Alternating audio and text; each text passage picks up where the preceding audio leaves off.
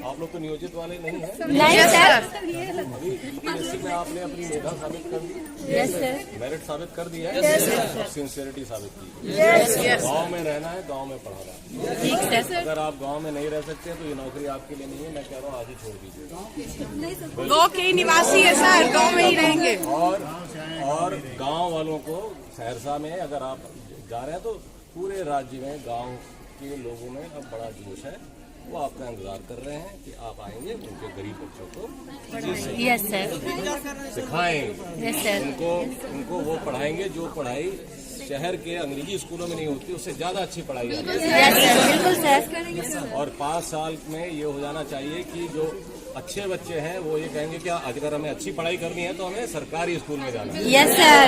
क्यों? क्योंकि अब आप लोग आ गए। Yes sir. ठीक है। तो जनता को भी लेट डाउन मत कीजिएगा। जनता को बड़ी आपसे आशा है और सरकार को। Yes sir. ठीक है। Yes sir. हम लोगों को लेट डाउन मत कीजिएगा। ठीक है। स्कूल जाएंगे और मेहनत से पढ़ेंगे।